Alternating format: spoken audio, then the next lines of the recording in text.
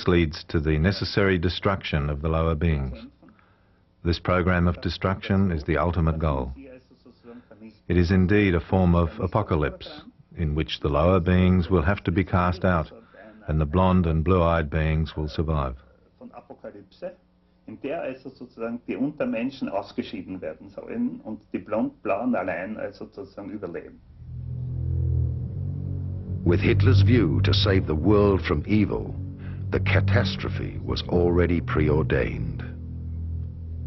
In the text by Lance von Liebenfels, we can find the inspiration ground of all racist teachings of the time, and Hitler embraced literally all of these ideas. Thus, Lance von Liebenfels spoke of a purebred race of Aryan people and the reviving of the noble qualities of the gods, and of the end solution of getting rid of the inferior races in order to establish again the god-human race, blonde and blue-eyed, as the superior race. But Hitler was not the only one to read the teachings of Lance von Liebenfels in his paper Ostara in Vienna.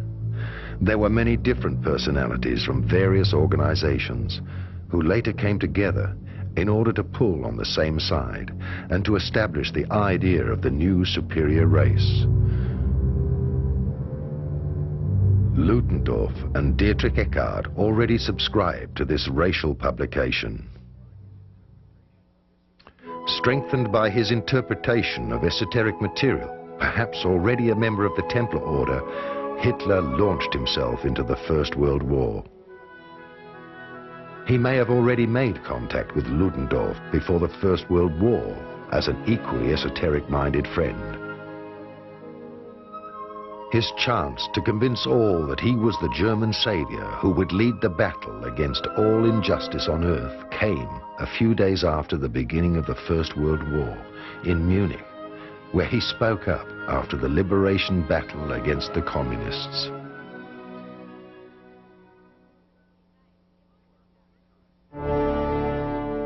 For a long time, he kept secret his esoteric knowledge and his membership of one of these esoteric sects.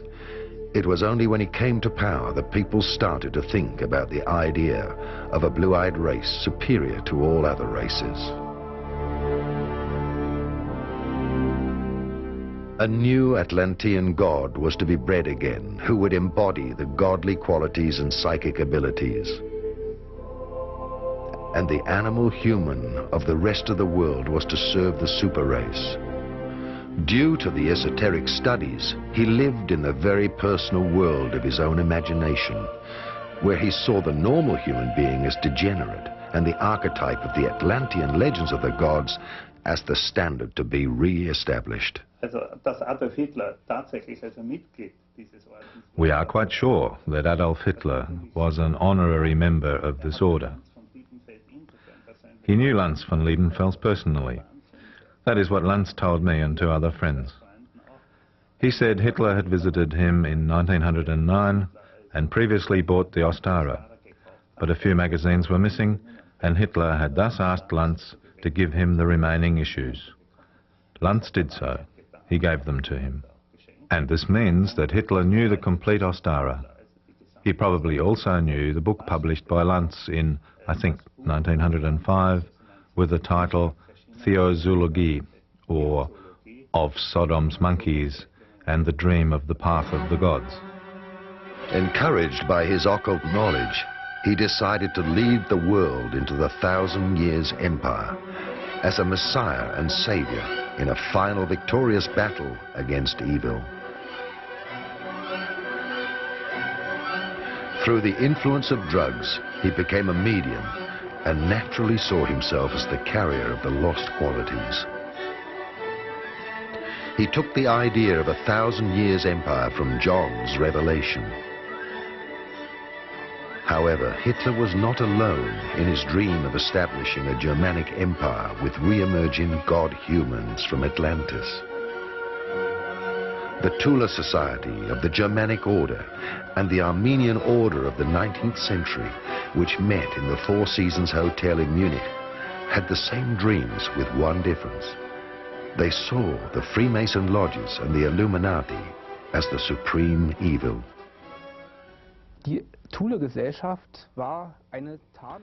Not many people know that the Teil Society was a cover organization of the Germanic Order. This Germanic Order was created around 1912 and the Teil Society appeared later. Theodor Fritsch was the driving force behind the Germanic Order, and he of course was the mastermind of German anti-Semitism. At the beginning of this century, he had already conceived that the Jews and the organization which represented the Jews, which embodied Jewish culture, namely Freemasonry, in his opinion had to be fought against, preferably by an organization of the same caliber, indeed with a secret lodge. That is why the many anti-Semitic associations of the time, as well as the readers of his magazine Hammer, became united in the Reichshammer Union in 1912. The Germanic Order was created as a secret sister organization. Their principles were identical to those of Freemasonry, but it fought against its opponent with Germanic ideas. Finally, a work of conspiratory nature emerged. The Germanic Order would only take on trustworthy people of Germanic nature. To that effect, very detailed prescriptions were applied in order to achieve the desired result. People had to be preferably blonde and blue-eyed. They had to have a secure income. They had to have status and, of course, have internalized the appropriate ideas. The Germanic Order did not develop very well in the First World War because many of its members were involved in the war and membership dwindled. The first disagreements occurred and in 1916 the Germanic Order was split. One branch of the Germanic Order renamed itself and became the Germanic Order Pilgrim to the Holy Grail, out of which the Teil Society emerged later. Rudolf von Sebottendorf contacted the Grand Master of the Order, Hermann Paul, and both decided that Sebottendorf would build up the Bavarian provincial branch of the Germanic Order. Indeed, he did so. He recruited members, and in August 1918, the great inauguration took place. The Germanic Order was initiated in the headquarters, that is, in the Four Seasons Hotel in Munich, with an inaugural lodge. Shortly after this came the well-known events of the end of the war revolution. From then on, we can speak of the Teil Society. The Germanic Order then renamed itself with the cover title Teil Society in order not to divulge the conspiratory secret alliance and to hide amongst other popular organizations, thus having a greater range of action. Adolf Schicklgruber, Hitler, the Enlightened, wants to release the world from Satan. As it happened, shortly after the First World War, young officers of the German army were introduced to an esoteric lodge called Teil.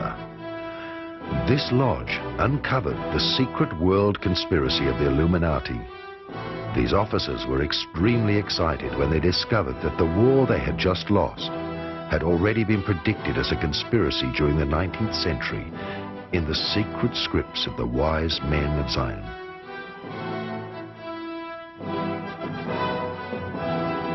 The secret scripts of the wise men of Zion, the Illuminati, quoted, "We are the one force which finances all parties and wars until mankind gets weary